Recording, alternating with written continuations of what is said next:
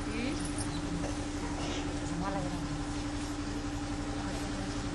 तो समझते हो हम विष्णु की संतान माला बन रहे। विष्णु की माला होती है ना,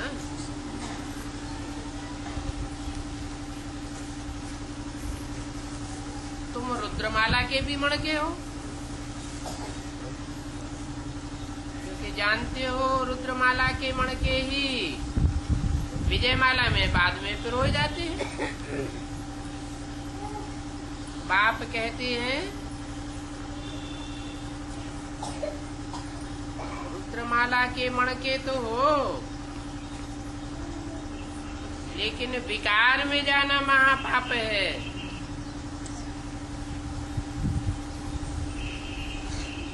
के कारण भारत में क्या दशा हो गई है।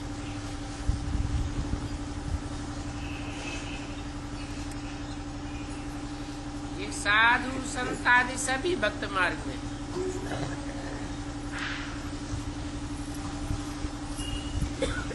सब भक्ति मार्ग के हैं। ज्ञान मार्ग का एक भी साधु संत नहीं है। ज्ञान तो एक बाप कोई है।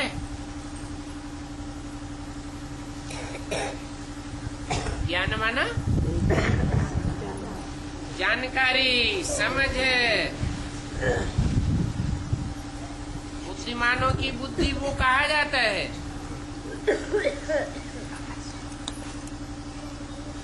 और वो लोग गुरु लोग तो भक्ति के हैं। भक्ति माना ही दुर्गति। 2500 साल से भक्ति चलती चली आई है और दुनिया दुर्गति को पाती चली आई है। भक्ति में क्या करते हैं? उन गुरुओं के चरण धो करके पीते हैं।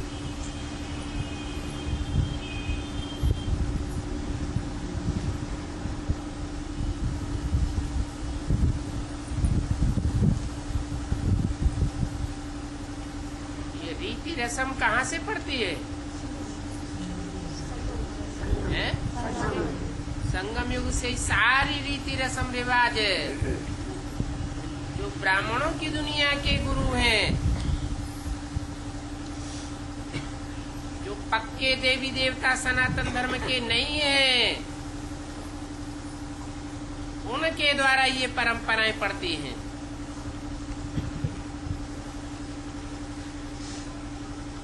चरण बुद्धि रूपी कहे जाते हैं।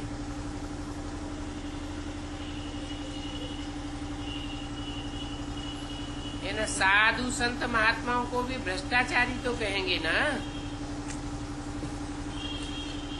कौन सा आचरण करते हैं जो भ्रष्टाचारी कहे जाते हैं? वो भी भ्रष्ट इंद्रियों का आचरण करते हैं। पैदाइश ही कोष से होती है।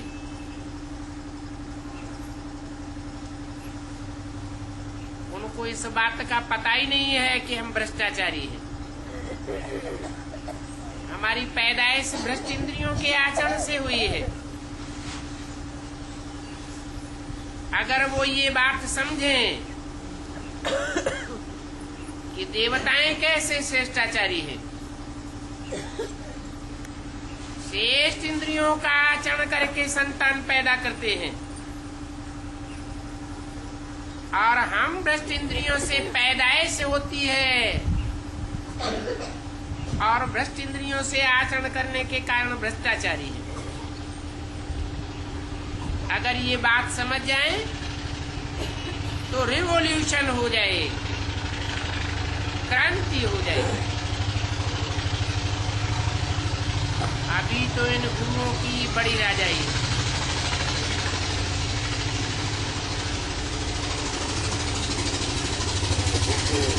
आजकल तो दुनिया में देखो क्या हो रहा है।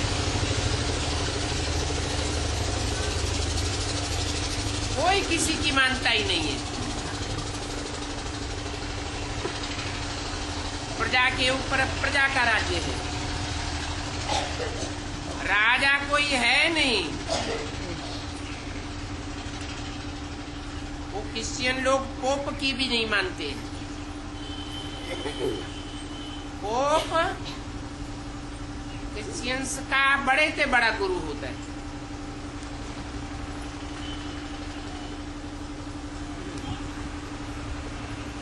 सब देशों में प्रजातंत्र राज्य है। प्रजातंत्र राज्य का जो मुखिया प्राइम मिनिस्टर का भी नहीं मानते।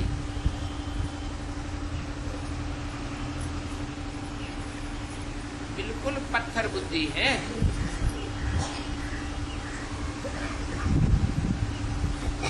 और खुद पत्थर बुद्धि होने के कारण भगवान को भी पत्थर ठिक्कर में ठोंक दिए।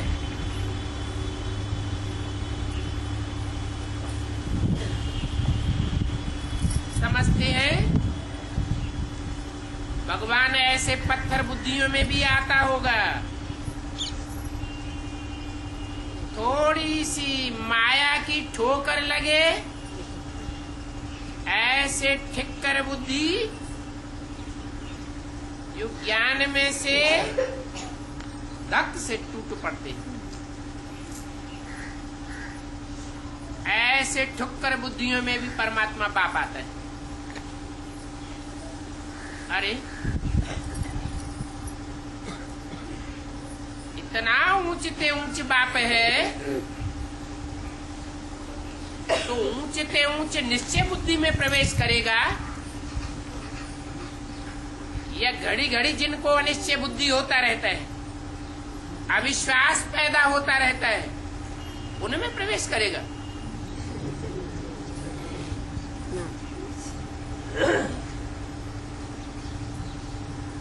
अभी बाप सारी दुनिया को बदलते हैं।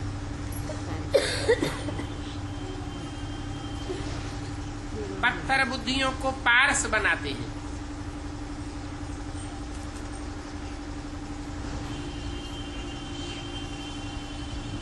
तो ये किसी को भी पता नहीं है कि कलयुग से सतयुग कौन बनाते।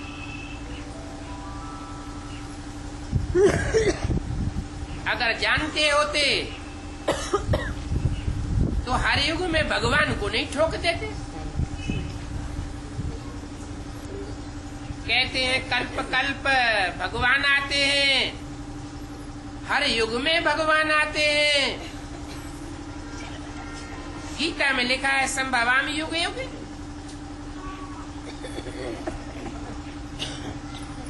तो 4 युगों में 4 अवतार होने चाहिए। अरे 24 अवतार कहां से ठोक दिए?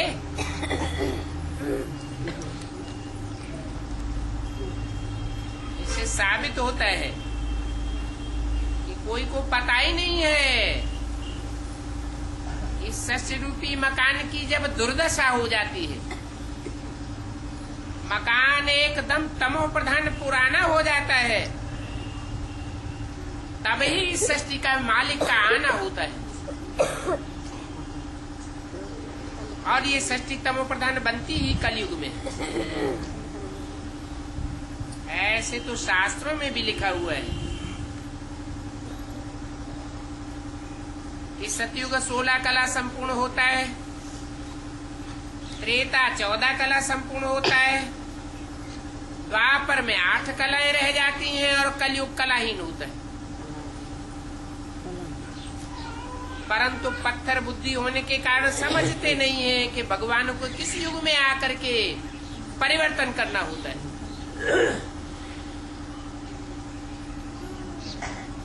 अभी तुम बच्चे तो समझते हो कि भगवान कलयुग में आकर के ही सतयुग बनाते हैं। ये कलयुग है, कलह कलेश का युग, झूठ खंड है ना।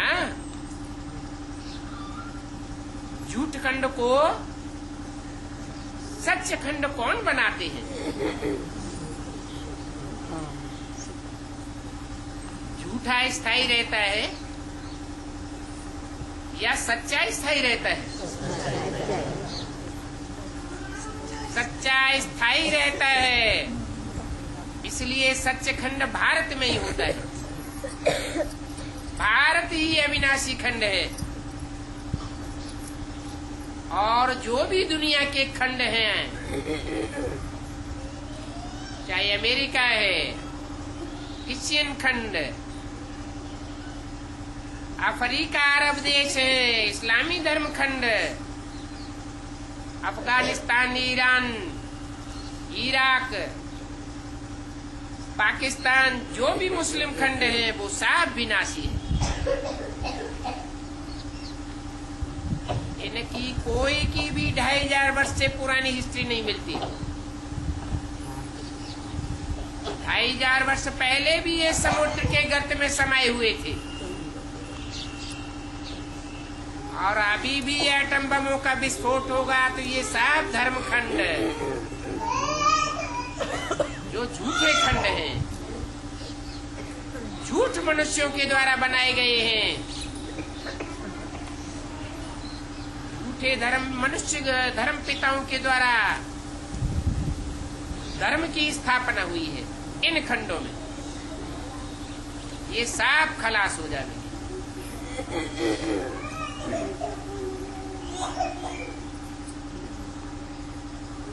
मनुष्यों ने गीता में लिख भी दिया है,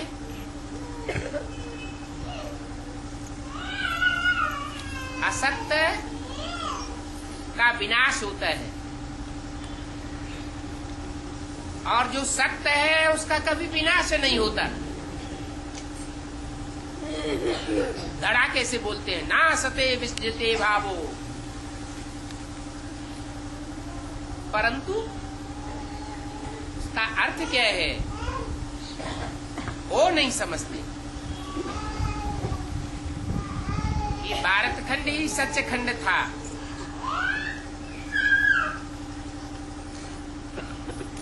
और 100% सच खंड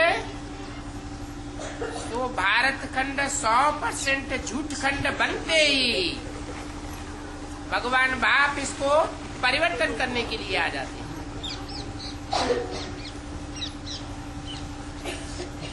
तो अब तुमको अभी इन बातों का पता है तो महावीर बनना चाहिए।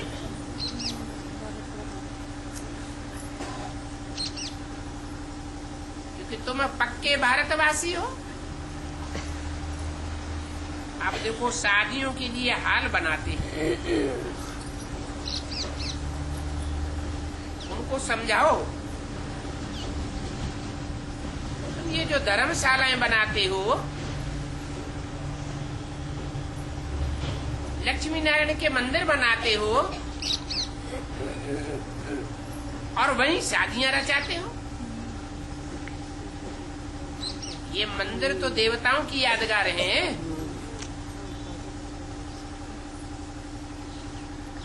इन देवताओं की जो पूजा होती है, पूजा पवित्र की जाती है। जो आजकल के अपवित्र नेताएं हैं उनकी भी मूर्तियां बनती हैं, परंतु उनकी पूजा नहीं होती है। क्यों नहीं होती है? मूर्तियां तो वही पत्थर की है, परंतु देवात्माओं की मूर्तियों की पूजा क्यों होती है? क्योंकि उनमें पवित्रता थी। और ये पवित्रता उनमें कहां से आई? बाप की याद से उनमें पवित्रता आई। बाप है एवर प्योर, एवर प्योर की याद से वो देवात्माएं पवित्र बनी, तब उनकी पूजा होती है। और पवित्र बन करके मन बुद्धि से दुनिया में पवित्र वाइब्रेशन फैलाए। पवित्र वातावरण से, पवित्र वाइब्रेशन से दुनिया के 5 जड़ तत्व, पृथ्वी, जल, वायु, अग्नि, आकाश, जिनसे ये शरीर बनता है, वो पवित्र बन गए। उनकी दृष्टि पवित्र बनी। एवर प्योर को याद करने से उनकी दृष्टि पवित्र बनी।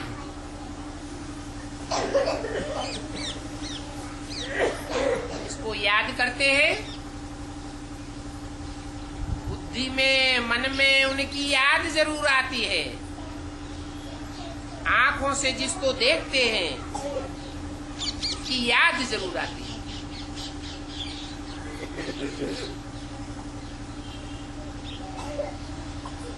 आंखों के देखने से भी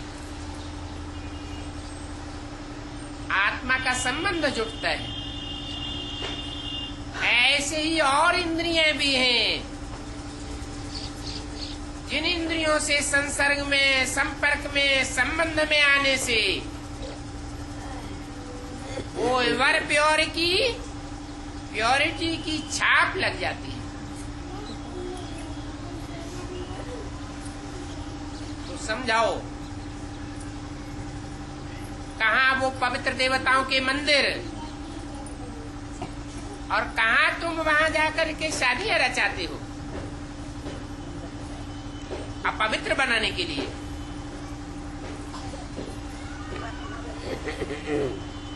अपवित्र दुनिया रावण की दुनिया है और पवित्र दुनिया देवताओं की दुनिया है।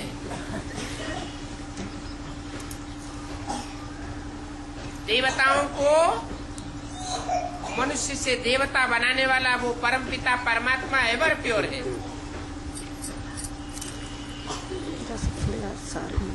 तो ये देखो कैसा कंट्रास्ट। एक तरफ मंदिर में पूजा करते हैं और दूसरी तरफ वही शादियां रचाते हैं अपवित्र बनाने के लिए। बाप कहते हैं अभी ये कोष घर बंद करो,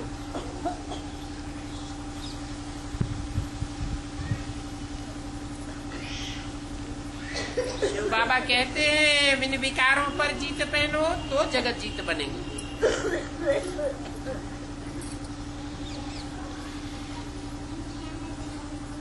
अगर विकारी बने रहे तो जगत जीत बन नहीं सकते। जगत जीत बनेंगे नहीं तो बाप के प्यारे बच्चे कैसे कहे जाएंगे। जगत जीत बनना बड़ी मंजिल है। जो बाप को याद ही नहीं करते हैं तो फिर मुझते रहते हैं।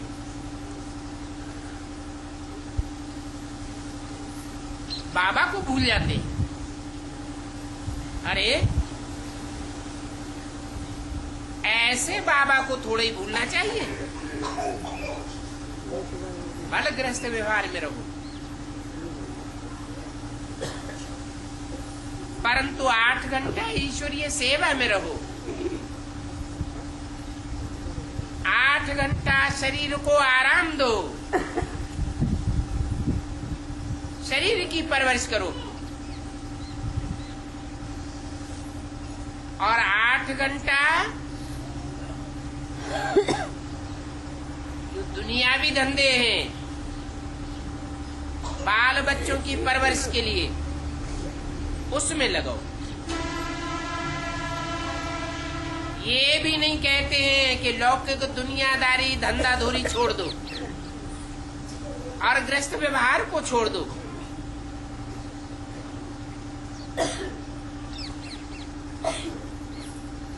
सन्यासियों में चल एकदम छोड़ छाड़ के भाग खड़े हो।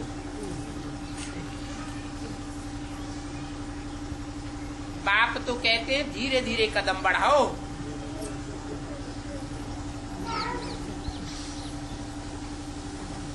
ऐसे ऐसे तुम सहज पुरुषार्थ करेंगे तो कल्प कल्प के लिए सहज हो जाएगा।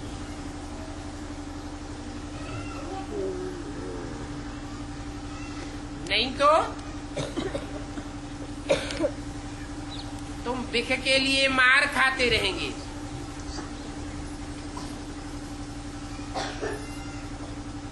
अभी आस्ते आस्ते हड्डियां नरम होती जाती हैं।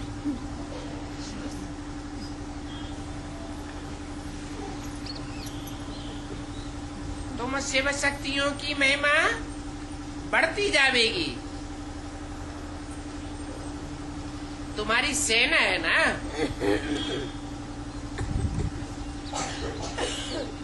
शिव शक्तियों की बहुत बड़ी सेना हो जाएगी।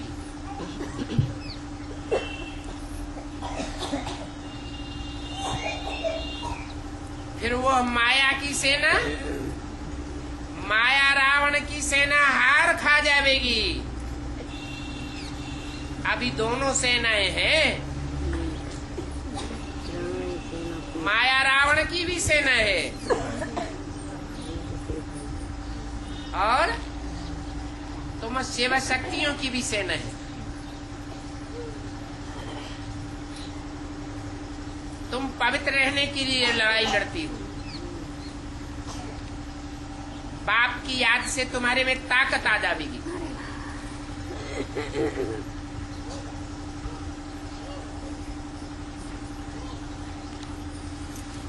इसलिए ताकत आ जाएगी। जो भी माया रावण की सेना के दुर्योधन दुशासन हैं, उनसे मुकाबला करने की ताकत आ जाएगी। बाप को कहते ही है सर्वशक्तिवान।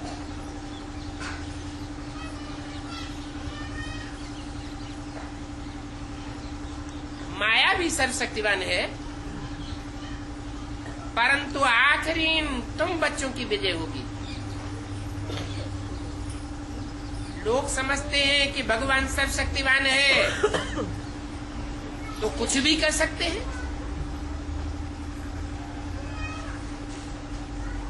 मरी मक्खी को जिंदा कर सकते हैं। और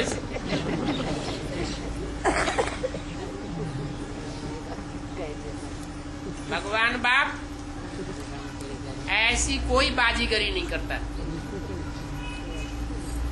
प्रकृति के नियम के बरखिलाफ कोई कदम नहीं उठाता। बाप तो कहते हैं मैं तुमको रास्ता बताने आता हूं। ये सीधा रास्ता है, पुरुषार्थ करने का सहज रास्ता है, निरंतर याद करने का ये सहज रास्ता है।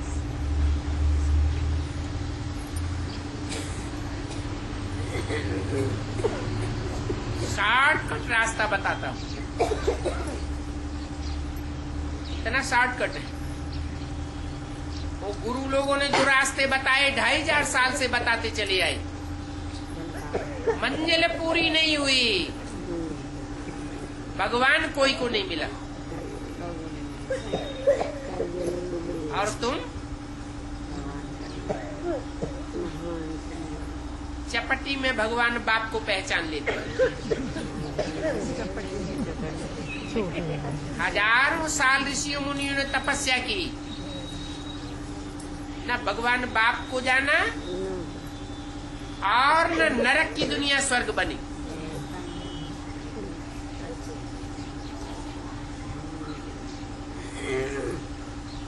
और तुम तो थोड़े समय में ही, ज्यादा से ज्यादा कितने समय में, 100 साल के संगम युग में गारंटी से कहते हो कि हम नरक की दुनिया को श्रीमत पर स्वर्ग बनाएंगे। बाकी मैं ऐसे थोड़ा ही कहता हूं कि मुर्दे को जिंदा कर दूंगा। मुझे बुलाया है, मुर्दों को जिंदा करने के लिए बुलाया है। भक्ति मार्ग में कहते हैं, और धर्म के लोगों की ये मान्यता है कि जो मरते जाते हैं वो कब्र दाखिल हो जाते हैं। जब कयामत का समय आवेगा तो अल्लाह मियां आकर के कब्र से जगावेंगे। मानो मुर्दों को जिंदा कर देंगे। ऐसी कोई बात नहीं। अभी तो ये सारी दुनिया कब्र दाखिल है। कब्र में क्या होता है? मिट्टी ही मिट्टी होती है। सारी दुनिया देह अभिमानी की मिट्टी में दबी पड़ी है। भगवान बाप आते हैं तो आकर के परिचय देते हैं, तुम देह रूपी मिट्टी नहीं हो,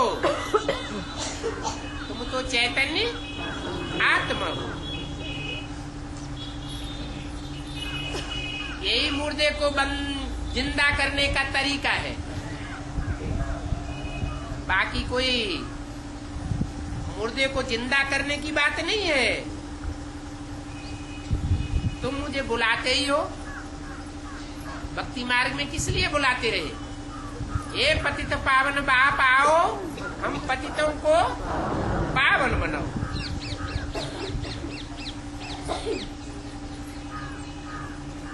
बाकी ऐसे भी नहीं कि आऊंगा तो रास्ता बताकर चला जाऊंगा और बाद में तुम पति से पावन बनते रहेंगे अपने आप। नहीं, ना अपने आप कोई पावन देवता से पतित बना है मनुष्य, और न कोई पति से पावन बन सकता है सिवाय परमपिता परमात्मा के संग के रंग लगे।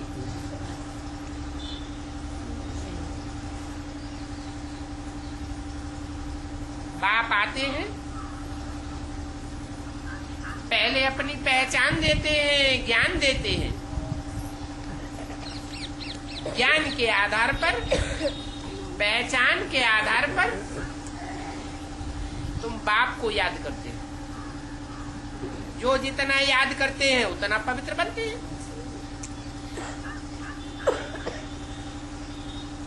जिनकी बुद्धि में नहीं बैठता है वो काम कटारी चलाने वाले बड़े कसाई हैं।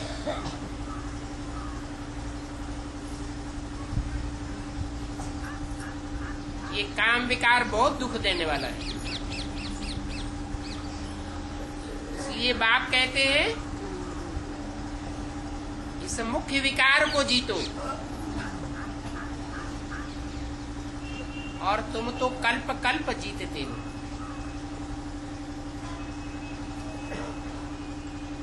वो इस्लाम धर्म खंड के वासी, क्रिश्चियन धर्म खंड के वासी नहीं जीतते हैं, बौद्धी धर्म खंड के वासी नहीं जीतते हैं। तुम ही काम विकार को जीतते हो। तुम पक्के भारतवासी हो।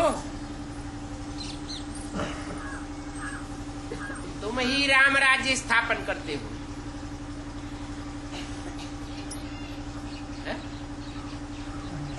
तुम ही राम राज्य स्थापन करते हो। राम राज्य स्थापन नहीं करता है? अरे राम भी अपने को राम तब समझता है जब निराकार राम उसमें प्रवेश करता है। तुमको भी बाप का परिचय मिलता है। वेद के दो बाप हैं, आत्माओं का बाप और मनुष्य शरीरों का बाप। मनुष्य शरीरों के बाप में वो निराकार बाप मुकर्रर रूप से प्रवेश करते हैं तो तुमको पता चलता है।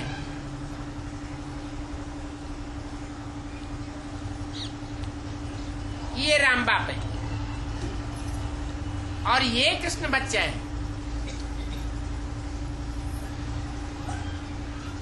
मनुष्य सृष्टि का आदि पत्ता कौन है और मनुष्य सृष्टि का बीज बाप कौन है, इसकी तुमको पहचान होती।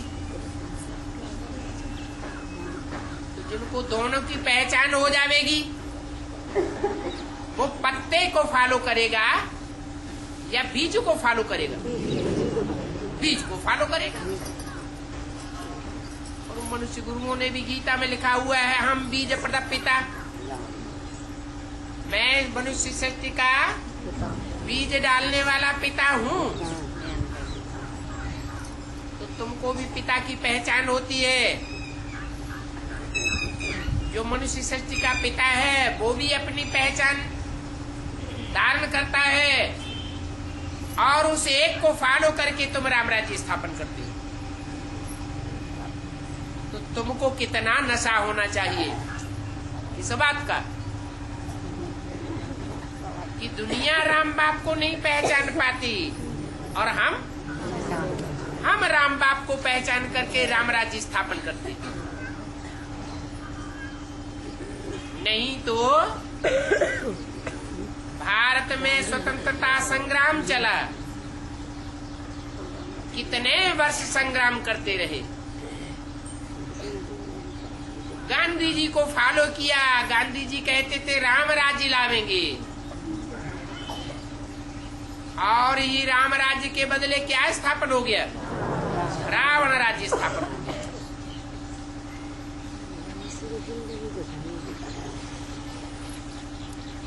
बाप कहते हैं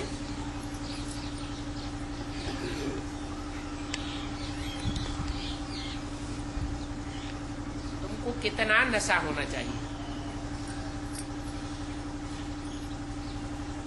गाते भी हैं, संग तारे कुसंग बोरे,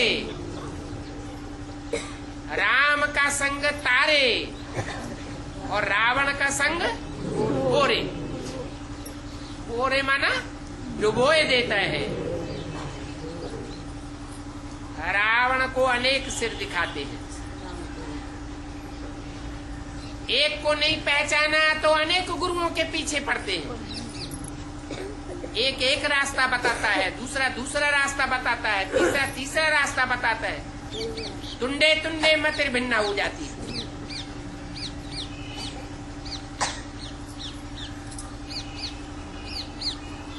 अब राम बाप को तो एक ही शीश दिखाया जाता है, माना व्याप एक रास्ता बताते। उसके लिए आकर के पहले अपनी पहचान देते हैं। बाप की पहचान हमको मिलती है।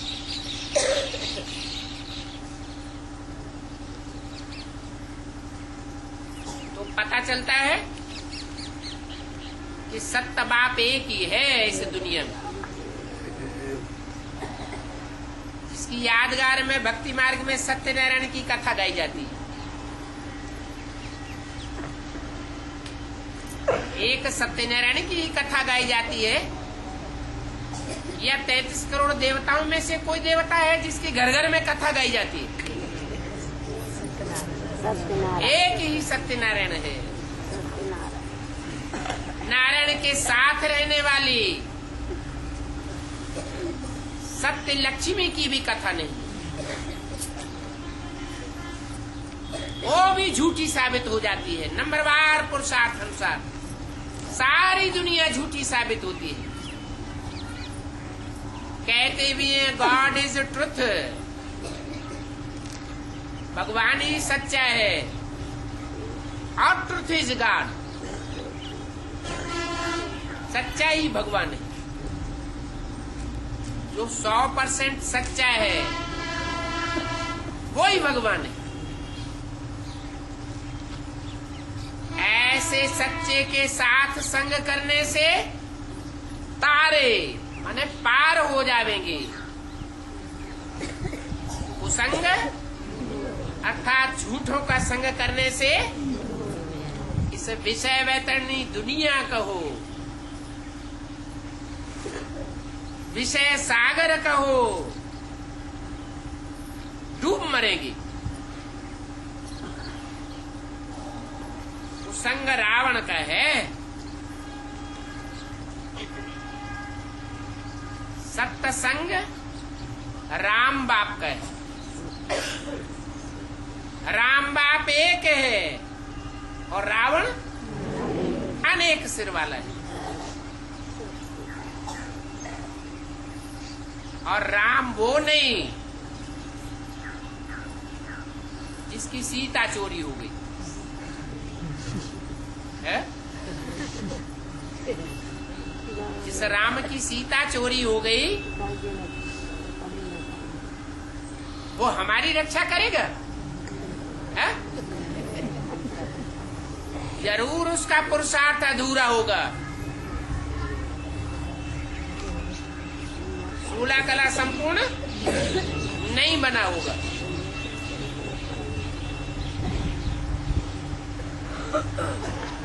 भगवान बाप आते हैं तो नर को नारायण 16 कला संपूर्ण बनाते हैं।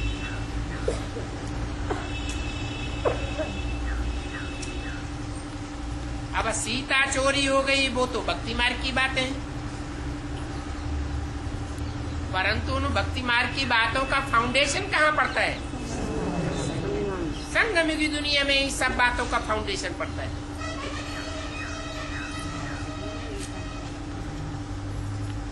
कहते हैं ज्ञान भक्ति फिर वैराग्य।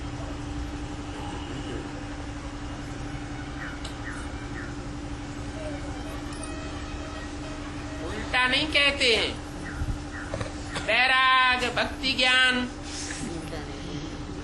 या भक्ति वैराग ज्ञान। क्या कहते हैं? ज्ञान भक्ति वैराग। क्यों? कि भगवान आते हैं तो ज्ञान सुनाते हैं। जिनकी बुद्धि में ज्ञान बैठता जाता है उनको भक्ति मार्ग की बातों से वैराग आता जाता है। अगर भक्ति मार्ग की बातों से कर्मकांडों से वैराग नहीं आता तो समझो उनकी बुद्धि में ज्ञान बैठा ही। और भक्ति से वैराग मना सारी पुरानी दुनिया से वैराग। इन आंखों से तुम जो भी देखते हो, ये आंखें विनाशी हैं या अविनाशी? विनाशी आंखों से तुम जो भी देखते हो उन सब का विनाश होने वाला है। जब बुद्धि में ये बात बैठ जाती है कि 100 साल से पहले इस दुनिया के विनाश के सामान नहीं तैयार हुआ था, 70 साल पहले विनाश का सामान तैयार होने लगा। सबको पता चल गया कि दुनिया को ध्वंस करने वाला बारूद तैयार हो गया।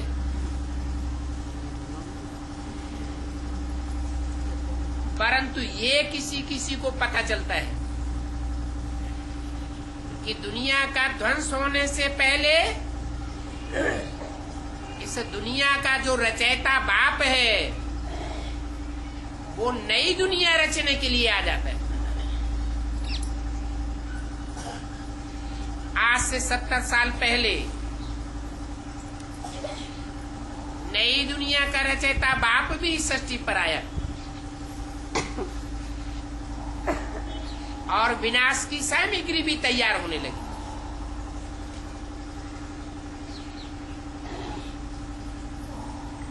तो बुद्धि में बैठ जाना चाहिए, इन आंखों से जो भी हम देखते हैं माया का परमानेंट शो है। थोड़े समय का नजारा है। ये ऊंची ऊंची महलमाड़ियां अटारियां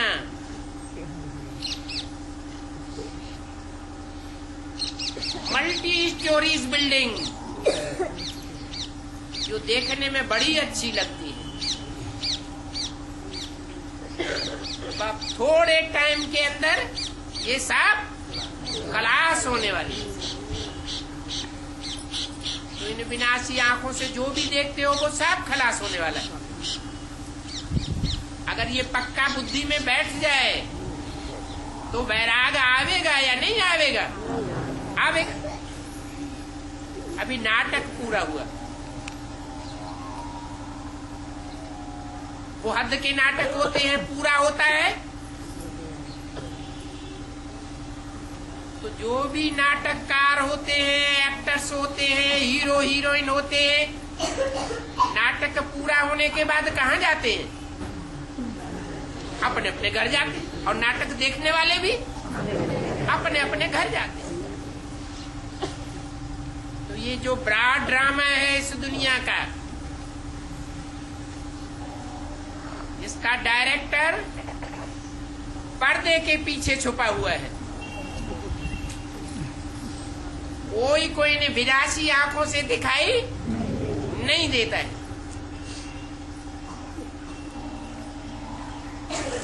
तो कोई आकर के बैठ जाए कि चलो भगवान बाप को देखे आए, तो इन आंखों से दिखाई देगा क्या? दिखाई नहीं देता है। वो पर्दे के पीछे रहने वाला है। तीसरे नेत्र से, ज्ञान के नेत्र से, बुद्धि रूपी नेत्र से ही उस बाप को पहचाना जाता है।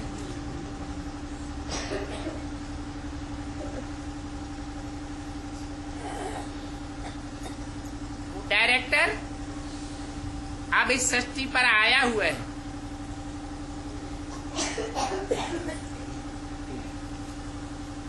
जो नंबरवार एक्टर्स हैं वो अपना पार्ट बजाएंगे,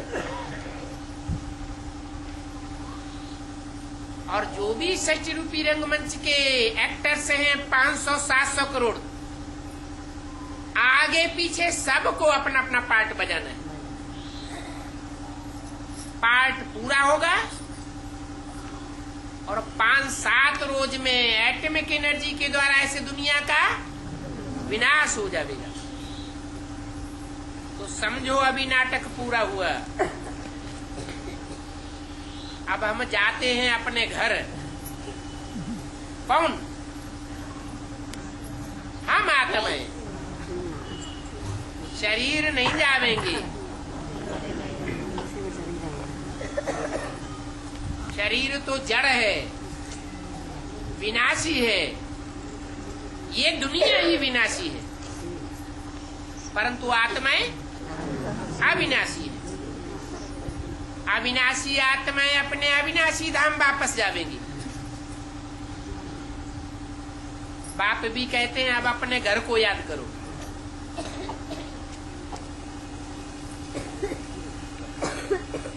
अभी ये पुराने कपड़े हो गए। कपड़े माना ये शरीर रूपी वस्त्र सब पुराने हो गए। मंदिरों में देवताओं के चित्र कितने सलोने बनाए जाते हैं। बड़ी बड़ी आंखें, कहते हैं कमल नयन, कमल मुख, कमल हस्त, कमल पाद। कमल फूल से उपमा देते हैं। सब फूलों में बड़ा फूल होता है कमल का फूल। कितना शोभनीक भी होता है। किंग फ्लावर कहा जाता है। इतना सुंदर तुम्हारा चोला था। अभी देखो कैसा पुराना शरीर हो गया। कोई का पेट बड़ा, कोई की आंखें अंदर घुसी हुई।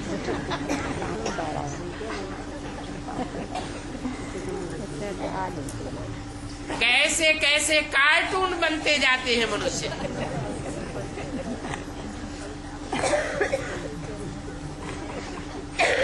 हम बच्चों को अंदर में आना चाहिए। हम ब्रह्मा कुमार कुमारियां अब अपने लिए स्वर्ग की स्थापना कर रहे हैं। काय की स्थापना कर रहे हैं? स्वर्ग की स्थापना कर रहे हैं। स्वर्ग का नाम लेने से ही मुंह में पानी आ जाना चाहिए। परंतु स्वर्ग कैसे बनता है? ये दुनिया नरक है या स्वर्ग है? नरक है। नरक की दुनिया में सब नारकीय कीड़े पतित ही होंगे या कोई पावन होगा? सब पतित है।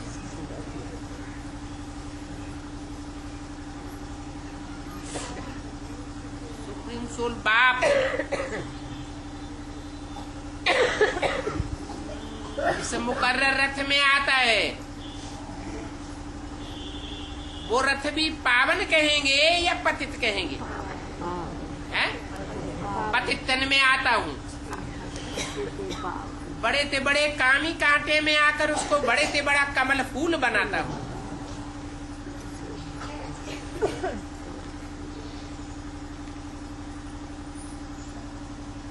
तो नरक की दुनिया में सब पतित है।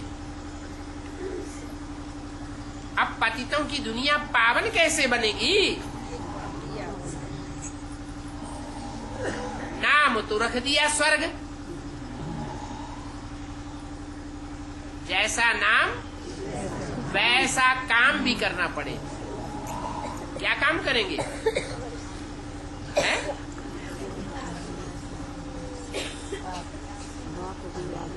काम करेंगे स्व माने आत्मा और गा माने गया। कौन सी स्थिति में गया? आत्मिक स्थिति में गया तो स्वर्ग में गया। देवान को छोड़ना है और आत्माभिमानी होकर रहना है। तो हम अपने लिए कर रहे हैं, कोई दूसरे के लिए नहीं कर रहे हैं। इतना आत्मिक स्थिति में रहेंगे, जन्म जन्मांतर सुखी रहेंगे। जितना यहाँ बाप के आने पर संगम युग में दूसरों को देवान दिखाएंगे, ज्ञान लेने के बाद उतना अपने लिए दुख की दुनिया रचेंगे या सुख की दुनिया बनेगी? दुख की दुनिया बनती जाएगी। अभी भगवान बाप आकर के रास्ता बताते हैं, कैसे आत्मा सुख की दुनिया में जाती है और कैसे दुख की दुनिया में जाती है।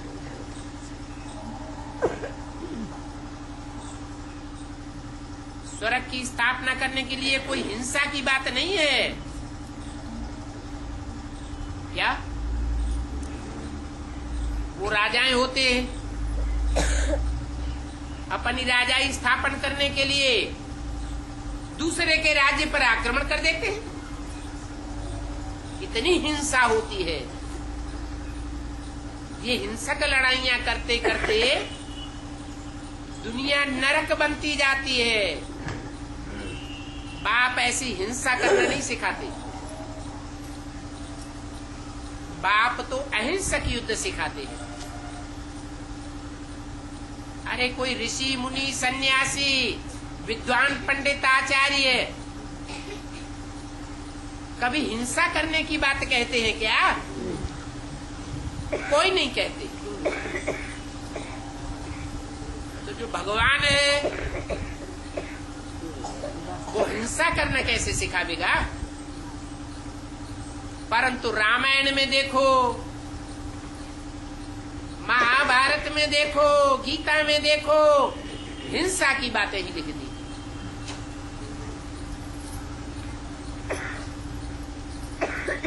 भगवान को भी हिंसक बनाई दिया।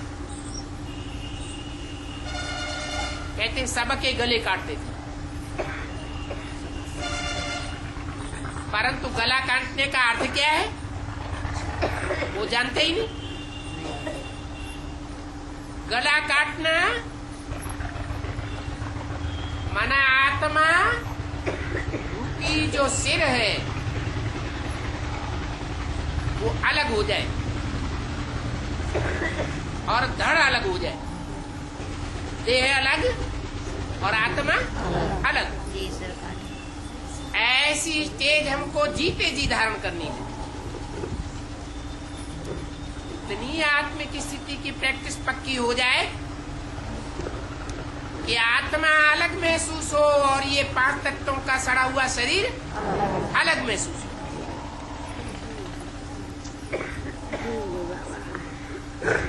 तो हिंसक युद्ध सिखाते हैं। देवताओं को कहा ही जाता है हिंसा परमो धर्म। सर्वगुण संपन्न 16 कला संपूर्ण अहिंसक। उनके जीवन में हिंसा की कोई बात ही नहीं होती। इस दुनिया में तो देखो अबलाओं पर कितने अत्याचार होते हैं।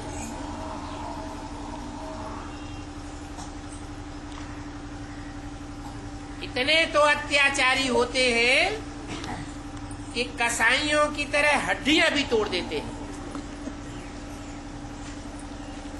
बाप समझाते हैं ये गोश्त खाना बंद करो, पावन बनने बगैर कब वापस नहीं जा सके। और ये भी पक्का है कि बाप आए हैं तो और धर्म पिताओं की तरह, विद्वान पंडिताचार्यों की तरह, ऋषि मुनियों की तरह गाल बजा करके नहीं चले जाते हैं।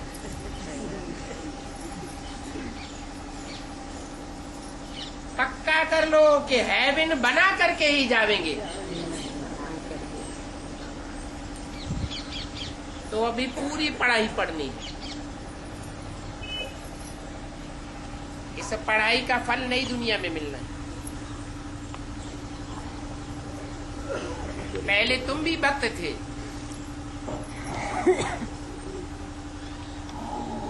अभी एक बाप से ज्ञान लेते हो, कि जानते हो वो एक से आता है ज्ञान और अनेकों से आता है अज्ञान अर्थात भक्ति। अगर अभी भी अनेकों से ज्ञान लेते रहे, अनेकों से सुनते रहे, तो भक्ति कहेंगे या ज्ञान कहेंगे? भक्ति से दुर्गति हो जाएगी।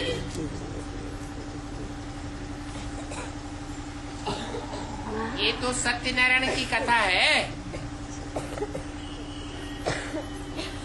जो सत्यनारायण के अंतिम जन्म में बाप आकर सत्यनारायण की कथा सुनाते हैं।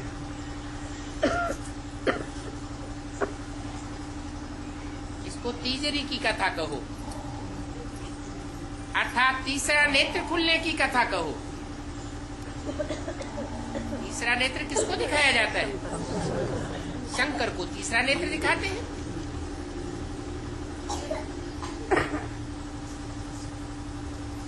बाबा अभी तुम बच्चों को नंबरवार ज्ञान का तीसरा नेत्र दे रहे हैं। नंबरवार दे रहे हैं या कि बच्चे नंबरवार ज्ञान उठाए रहे हैं? नंबरवार उठाए रहे हैं।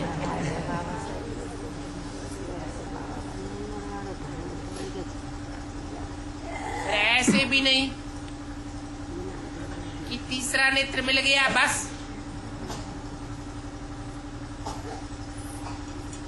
तीसरा नेत्र मिलने से कुछ नहीं होगा।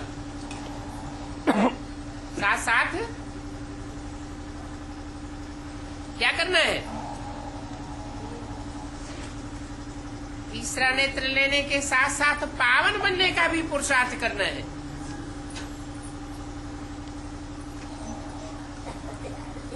अगर पतित बन गए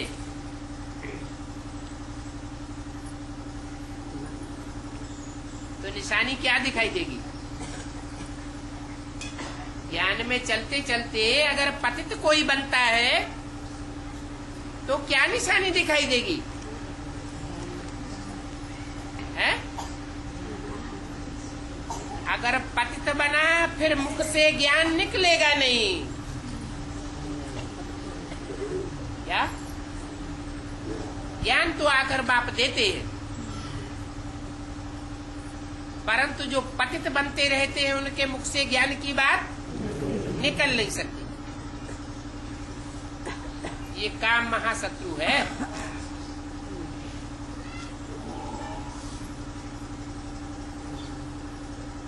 जो खुद देह अभिमानी में मरते रहते हैं, वो दूसरों को कैसे सिखावेंगे कि अपन को आत्मा समझो, देह न समझो, देह को न देखो। ये भी जानते हो कि तुम पवित्र ब्राह्मणों का झाड़ बढ़ता जाएगा। क्या?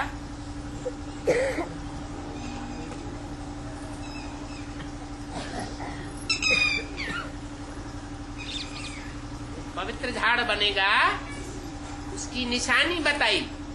क्या? पवित्रता माने प्योरिटी। इस संगठन में प्योरिटी होगी तो यूनिटी बढ़ेगी, संख्या बढ़ती जाएगी क्योंकि प्योरिटी धारण की हुई। परंतु अगर इम्प्योरिटी आ गई तो संगठन का विनाश भी होता रहेगा। जैसे सन 76 के लिए घोषणा की 66 में कि 10 वर्ष में पुरानी दुनिया खलास होगी और नई दुनिया की स्थापना हो जाएगी।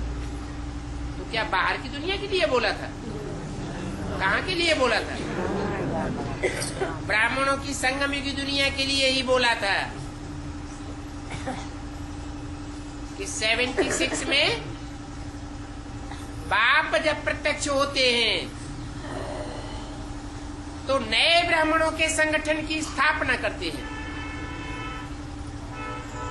और ब्राह्मणों का तमो प्रधान पुराना संगठन विनाश को पाता है। चाहे वो बड़े बड़े सेंटर ही क्यों न हो, अगर इम्प्योरिटी आती जाएगी तो उनका विनाश हो जाएगा। चाहे छोटी गीता पाठशालाएं हो, छोटे सेंटर हो, जितनी जितनी पवित्रता होगी उतना स्थायी रहेगी।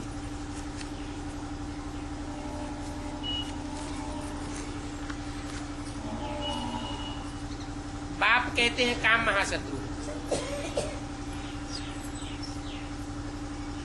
तुम जानते हो कि अभी तुम फूलों का सैंपलिंग लगाए रहे हो।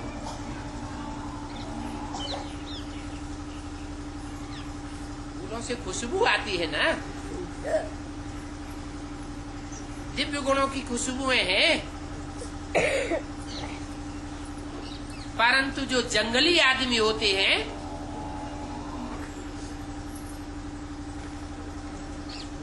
वो फिर जंगल का सैंपलिंग लगाते हैं, कांटों के जंगल बनाते रहते हैं। कैसे? यहाँ ब्राह्मणों की दुनिया में भी ऐसे हैं।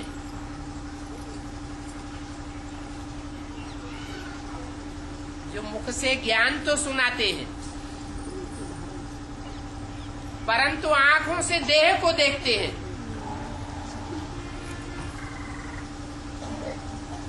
देह अभिमान के वाइब्रेशन छोड़ते हैं।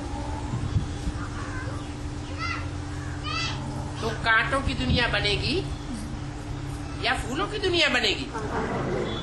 कांटों की दुनिया बन जाती है।